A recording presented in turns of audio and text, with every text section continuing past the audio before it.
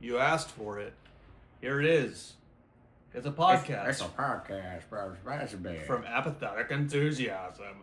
It's a new episode. And actually, this is Interdimensional RSS, the unofficial Rick and Morty podcast, essentially. X. Coming to you live Apathetic from San Diego 2025, where we've been partying all over. I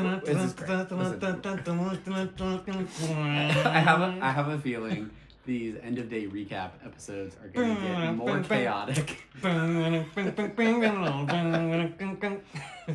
you did it.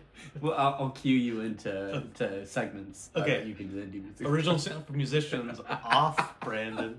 We're a little loopy. We have just completed day 2.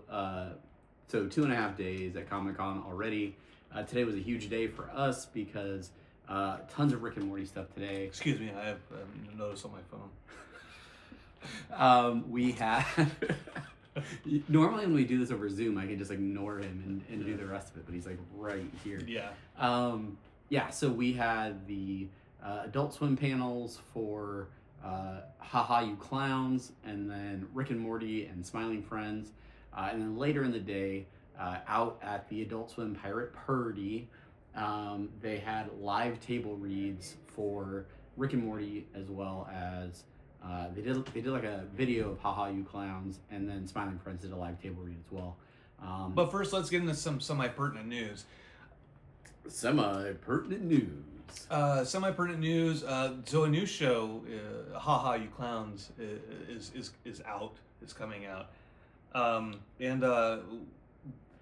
Okay, like we're gonna be honest, right? Like we saw images of the show. We saw a little bit of like some clips, and we were like, I don't know if like we're really gonna like this. They showed like there was a whole episode. I think they showed a whole episode during the panel, and then listening to the guys talk about the show itself. I was kind of like endeared to it a little bit more. Yeah. I was like, wow, I think this actually looks pretty good.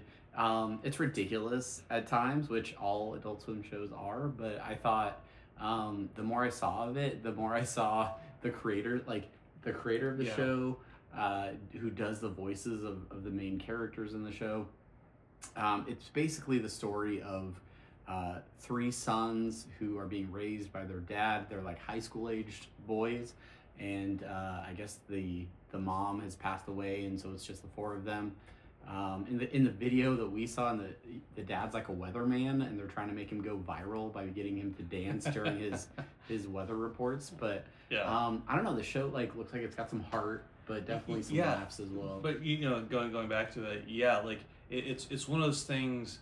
I think it was the same thing with Teenage Euthanasia initially, where like we see the animation style, and it doesn't necessarily like. It doesn't need to be polished, right? We don't need polish necessarily, but it doesn't like. We don't know yet what's going on with it. Same thing with Smiling Friends and Bushworld Adventures. And so then, being in that panel, seeing Joe Kappa is a writer and creator, seeing him do that stuff, and then him do the different voices, do the voices for all 3 brothers. That was the voice clip that they showed of him doing the voices. It's tremendous. It's fantastic. So, anyway, so that panel was actually a lot of fun, and then that led us right into the Rick and Morty panel, which we were super excited. We both had pretty fantastic seats for it, sitting pretty close to the front, and I mean they had just like everybody that you want to see out there. So producers Dan Harmon, Scott Martyr were there, as well as voice actors. Spencer was there. Harry, Ian, Sarah, Chris and Parnell. Chris Parnell. The only person who gets the last name. Yeah, Parnell is Parnell, because that's what all the SNL, We did see Samberg last night, but that's not the point. Yeah, in the last 24 hours, we have seen the entire Lazy Sunday, like, cast. Yeah, like, it's magic happens. Magic happens.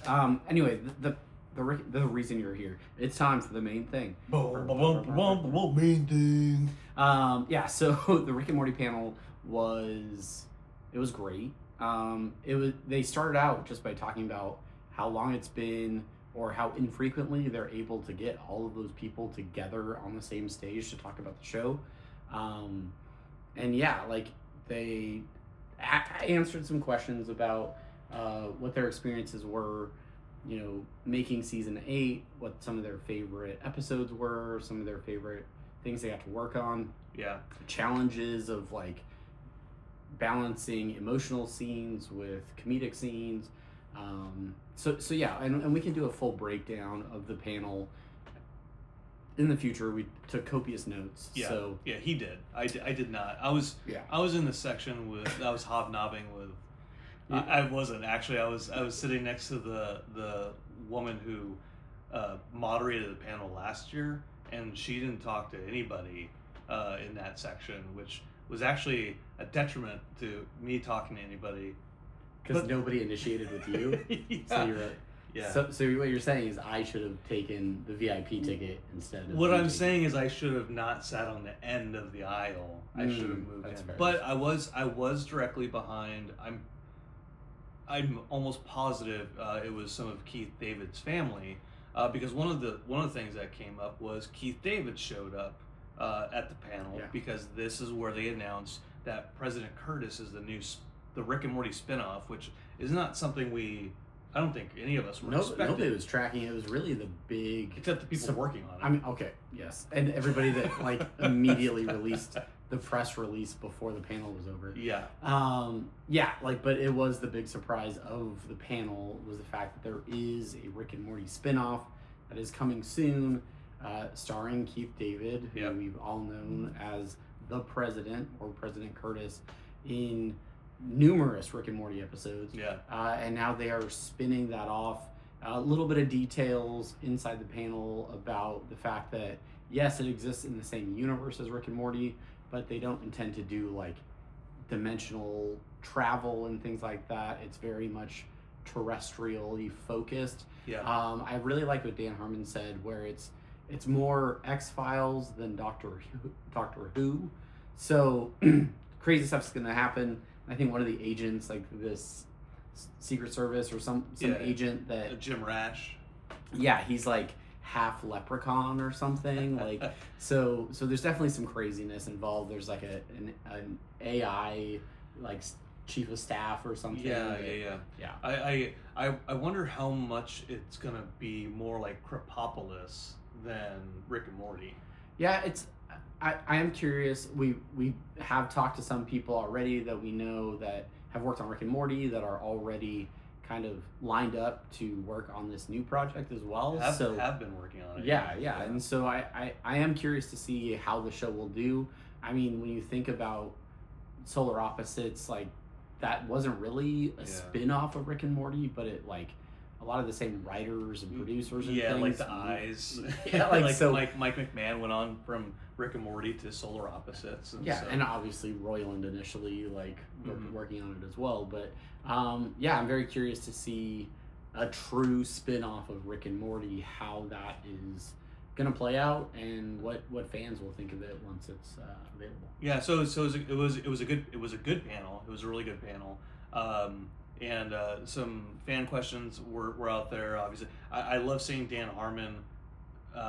The last time I saw Dan Harmon live was a Harmontown, and I realized, like, man, I miss me some Harmontown. I see some Harmontown for sure. Just his energy of the stamina. It doesn't. I miss. He's a man after your own heart, is what you're saying. I miss that. I miss that type of stuff. But it's good seeing him out there, and Scott Martyr, of course, is being out there. I want to get into the table read eventually, but he does a good Danny DeVito. Makes sense because he's from It's Always Sunny. But I don't know. Like the panel was really fun, and then that led right into the Smiling Friends panel. So we spent half the day in the same ballroom watching panels, which was kind of a nice change for us because we did a lot of walking yesterday. Mm-hmm. And then so then we saw Then we saw Smiling Friends. Smiling Friends, Michael Cusack and Zach Hadel. I interviewed them at WonderCon. Snack. 2 years ago? Last year, I think. Last year we interviewed them. Last year? Yeah, because it was Smiling Friends of season 2 Jeez. that we're talking to them about. And then my kid Dexter got an autograph and all that type of stuff. But so it was good seeing them. I saw the panel with them last year, where it was like they have a fun energy between them. This year, same thing. It's hard to believe that those two come up with a chaotic show like Smiling Friends after you watch them live on a panel. Like that's, I don't know if the sarcasm is coming across in podcast form, but they're kind of chaotic. They are very chaotic, and it's good. It's good. Anyway, so we'll talk more about them in a second too. So we did that. Then we had lunch, and then we went to a Friday the 13th 45th anniversary Jason Universe type of thing, and then we went back to Adult Swim Pirate Purdy on the Green for the Rick and Morty table read. Yeah, I mean, they were doing table reads for Rick and Morty and Smiling Friends. We were there for Rick and Morty, mostly. But both of them were very entertaining. All of the names that we mentioned from the Rick and Morty panel were back on stage for the live table read. Plus, James Siciliano was also up there. They read the Curicus case of Benjamin Button. I think I got that right, pulling from memory. Scott Martyr immediately talked about the fact that they do not name the episodes these names in production. That comes after the fact, so they call it the Treehouse episode during production. So they did the script read for Treehouse. Yeah. But it was fantastic. Scott Martyr basically did the stage direction, read everything that wasn't dialogue, but also played some characters as well. And then Sarah Chalk was, obviously she's Beth, and when she's interacting with another Beth, she needs another voice. And so Dan Harmon, the perfect casting. Dan Harmon, who does the stand-in for voices when not all the voices are there, he provided his so like Beth or Sarah played Beth, and I think Dan was Space Beth. Yeah. But in this episode, both Beths become Kid Beths. So seeing Dan Harmon do a young Beth like throughout half of the table read was incredibly entertaining. And then to round out the cast, I mean, that episode was great because it was A plot, B plot. You had stuff going on with Beth. Siciliano played Glenn for those scenes. Yeah. But then you also had Rick, Summer, Morty, and Jerry all going on their own adventure to, what was it, Earthworld? Yeah, Earthworld. Yeah. Is it Earth Park? No, it was Earthworld. Come on. But it was really a great choice for episode because it's fresh. It involved all of the cast. Some really terrific lines. Spencer Grammer played Summer, of course, but then she also played the weird like jellyfish alien that Morty has an encounter with on Earthworld. She wore this like really like fancy dangly piece of jewelry that she would cover her eyes with, and whenever she was like switching between characters, so that was fun. But yeah, no, it was really just was a blast to experience that episode in a live setting with a ton of fans, and it was great. And you know, talking about Ian and Harry, like, you know, I love seeing. I know they were at New York Comic Con not too long ago, but here in San Diego, having them get in front of that crowd and have the crowd react to them, and see them up there, like that was cool to me. Like, yeah, I thought about it too. Like, I mean, obviously I didn't say anything to you because you were sitting in the VIP section while I was along with the commoners. Yeah. But I did think about that as they came out. It's like, how cool is this that, um, like it's like a full circle moment coming through all of that controversy and things, and people, oh, the voices aren't as good or anything like that. Like for them to be embraced that way, like Yeah. I was incredibly happy to see that happen. And they did such a good job up there. Like, I mean, they're professionals, right? Yeah. And well, I say that, but not all professionals do good. Like I saw Third Eye Blind a long time ago, and like live they sucked. And they're professionals. That was unfortunately my situation when Really? I saw Third Eye Blind. The lead singer like lost his voice. Stephen Jenkins. Yeah, he like lost his voice in the middle of the performance. Yeah. Weird. So don't see Third Eye Blind is what we're saying. Yeah. That's the big takeaway from this. The big takeaway. But yeah, Harry and Ian like just rocked it. Did the interactions with like Spencer, and like there was a couple moments when Harry and Spencer were like she's make out scenes Yeah, from that episode. She reads his lines. He's like, oh, that's actually my line. But it's okay. It was solid. Yeah. So good seeing it. That was such a fun thing to see live, and yeah, I'm just incredibly grateful for the opportunity to witness it. Yeah. What I liked at the table, so a couple different things at the table read too was so the Carixus case, the treehouse episode.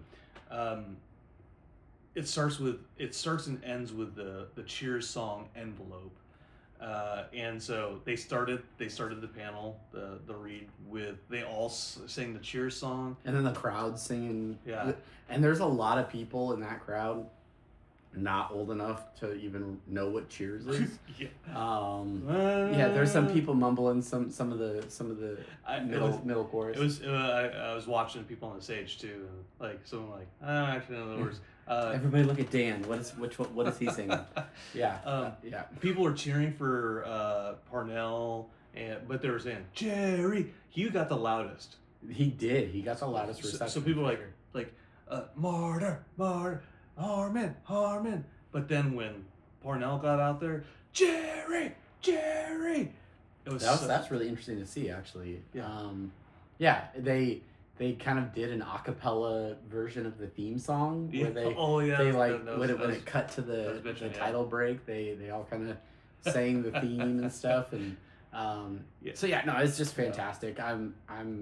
It's, if there is ever an opportunity wherever you are to go see something like that, highly recommend it, because it's just another way to appreciate the work that all of those actors and writers and everybody put in to making the show what it is, and just experience it, and the people breaking, people flubbing a line or something, and rolling with it, like, which surprisingly for the Rick and Morty table read, very little mistakes, or it was very well. It was to the script. They very much spoke to the script.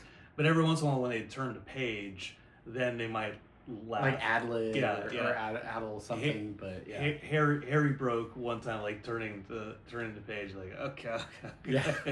Like his giggle was infectious. Like he's laughing before even. Smiling Friends, a little bit different, shorter episodes, a little more chaotic, a lot of improvisation, and also just not real. Like they read a first season episode, and so it's they were like, as they were reading it, they were like, oh, we forgot some of this stuff was in here. And so they kind of like about the racism part. Yeah. Which Mark M, I think, from Sick Animation, he was like, crop me out of this video. I don't know. I'm not with these guys. But on the Smiling Friend, so moving away from the Rick Morty's fantastic, and that's what this podcast is about. Shout out to the Smiling Friends guys. They did also a table read, and again, chaotic. It was great. But my favorite moment of that Smiling Friends table read is so Zach, Michael, they're on stage with Mark M, and on whereas Scott Martyr for this Rick and Morty stuff, he's on stage with them. He's reading the stage directions. I don't know the gentleman's name. I apologize to him, but he is off stage and he's reading the stage directions. And at some point, like Mark M had been like, check, mic check, 1 2, mic check. And he did that early on, and then the guy off stage who was like 3 feet away from me, by the way. So he's like he starts to read the script again. And check. Exterior. Check 1. Mic check. Pim is reading. Check. At one point, like the producer just stopped, and they just moved on with the scene. So hilarious. And then they were like done with their episode. So then they just started doing a Q&A, almost like impromptu. I don't know if that was actually planned for them to do a Q&A. Yeah. They answered some questions. It was really funny because where we were standing sort of to the right of the stage, not necessarily in front of the stage, but to the side, which happened to be where like some of the other producers for the event and some like the hosts and people that are running the Adult Swim activation are kind of doing their thing as well. So and I like I couldn't hear anything that was happening, but you heard like what was going on there. So yeah. This is the first I'm hearing. I mean, there was just like little conversations happening about like, all right, like we need to wrap this up. Like, okay, somebody go up there, tell them like 2 more questions or something. There were people like asking. The first question, the guy didn't even have a question in the Q&A.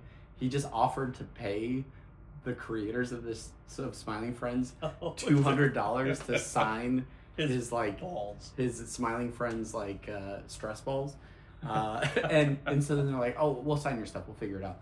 And so they come over and they hand it to the guy that's like right next to me, and then he like holds out $200. And the dude's like, dude, no, like, they're not going to take your money. Like, keep your money. Just, they'll sign your stuff. Don't worry about it. That's funny. I wish I had heard that. But anyway, so, just a lot of fun. And then once all of that was over, the pirate party turns into a dance party with live DJ. They were handing out glowing cat ears and stuff. Which shrooms. It was officially time for Molly. the 40-year-old dudes to exit the premises, head back to their hotel room. Adult Swim just like dealing E. Don't. No, they weren't. Don't quote me on that. Definitely joking. Like Adult Swim won't be appearing at Comic-Con 2026. Due to allegations of. We talked about the Robot Chicken panel yesterday. That was at the Green, right? And Sarah Chalk was shooting t-shirts. T-shirt cannon. Yeah. That was actually E. She was shooting E just the t-shirts full of it into the crowd, and that's why they're not going to be here next year. Yeah. All right. Well, so that pretty much sums up our day. End of day 2 for us at San Diego Comic-Con. 2 days left. The last day is kind of like a travel day for both of us, just sort of like catching last things and maybe a couple panels in the morning before we head out of town. Tomorrow's gonna be a really boring recap episode because, maybe it may not. Like the thing is, like today was jam packed full of planned panels and things that we really wanted to go to. There's a couple panels on our schedule for tomorrow, but tomorrow's the first day where we're really unburdened by the shackles of content creation. With the exception of Night of the New, which is tomorrow night. Yeah, tomorrow night at Adult Swim's Pirate Party. I can't wait till we don't have to say that anymore. They are doing the Night of New, where they are going to be premiering the season 8 finale one night early for those in attendance. Which we at the panel we did see a preview for it, and go ahead. Yeah. So we for the subreddit we've gotten kind of previews of the cold open. We've released that onto the subreddit, and it was that preview was like, it feels very empty. It felt, it didn't. There was missing. It was missing context missing. And Yeah. there were some things missing. And so they showed two different clips from the episode, and it's gonna be and I think Sarah Chalk actually mentioned in the panel, like, favorite episode of season 8, this being one of her favorite episodes of season 8, the finale episode. Yeah. It's gonna be it seems like we're gonna get the actual lore canon episode that we want, well, that some folks want. We like them too. Yeah. But that we're going to see that, and so I think they're going to show that tomorrow night. Yeah, that's our expectation. I don't know if we'll come directly back to the hotel room and like record our episode. We or might not. just be in the lobby. Yeah. Well, we'll see. of the Hilton. Excuse me. Go. We're trying to record. Go poop. Whatever. Yeah, we'll be out on the bay or something doing the next episode. But yeah, and then that will pretty much wrap up a lot of the recorded podcast coverage of our time here at Comic-Con. Obviously, we'll do a recap and things back when we're home and settled and things like that. Yeah. But in the meantime, if you're watching this, if you've gotten this far, or you're listening to this, make sure you're checking out our YouTube, youtube.com/apatheticenthusiasm. We are posting some short form video over there, as well as video versions of us sitting in 2 chairs next to each other in a hotel room recording this podcast. We don't share a bed. No, Just to be clear. Don't look over there. You know what I heard. So 40 more stops. Yeah, follow our Instagram at Rick and Morty Podcast. Occasionally we'll post something on Apathusiast, but mostly follow at Rick and Morty Podcast. You'll find all of our stop touching my leg. All right, so that is going to do it for this recap. I think our Uber Eats order is here, so What are we getting for Shake Shack? Shake Shack. Shake Shack. Buy one get one free. All right, that's it. Thank you for watching. Thank you for listening. I'm Travis. I'm Brandon. Thank you so much. Love you guys. Bam, bam, bam, bam, bam, bam, bam. You